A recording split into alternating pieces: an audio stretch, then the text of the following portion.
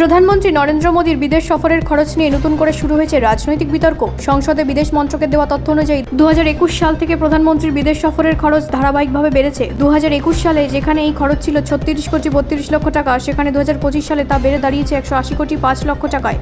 অর্থাৎ মাত্র 5 বছরের ব্যবধানে বিদেশ সফরের বার্ষিক খরচ প্রায় 5 গুণ হয়েছে। পরিসংখ্যান বলছে 2022 সালে প্রধানমন্ত্রীর বিদেশ সফরে খরচ হয়েছিল 55 কোটি 82 লক্ষ টাকা। 2023 সালে তা বেড়ে হয় 74 কোটি 38 লক্ষ টাকা। 2024 সালে খরচ আরও বেড়ে দাঁড়ায় 116 কোটি 33 লক্ষ টাকা।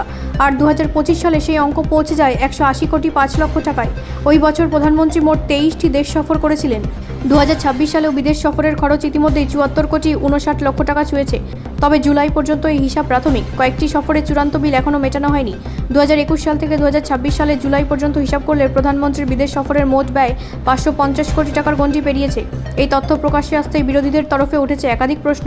তাদের বক্তব্য, আন্তর্জাতিক কূটনীতির জন্য প্রধানমন্ত্রীর বিদেশ সফর গুরুত্বপূর্ণ হলেও সেই সফরে বিপুল সরকারি অর্থ খরচের পর তার বিনিময়ে দেশ কতটা লাভবান হয়েছে তার স্বচ্ছ হিসাব সামনে আনা দরকার। বিরোধীদের প্রশ্ন, কত নতুন বিনিয়োগ এসেছে, কতগুলি বাণিজ্যিক চুক্তি হয়েছে, কত কর্মসংস্থানের সুযোগ তৈরি হয়েছে এবং প্রতিরক্ষা ও প্রযুক্তির ক্ষেত্রে কী কী বাস্তব সুবিধা পেয়েছে ভারত, সেই তথ্য কি প্রকাশ করা হবে? তবে সরকারের যুক্তি সম্পূর্ণ ভিন্ন। সরকারের পক্ষ থেকে বলা হচ্ছে, প্রধানমন্ত্রীর বিদেশ সফর শুধু ভ্রমণের খরচ হিসেবে দেখলে বিষয়টি সম্পূর্ণ চিত্র পাওয়া যাবে না।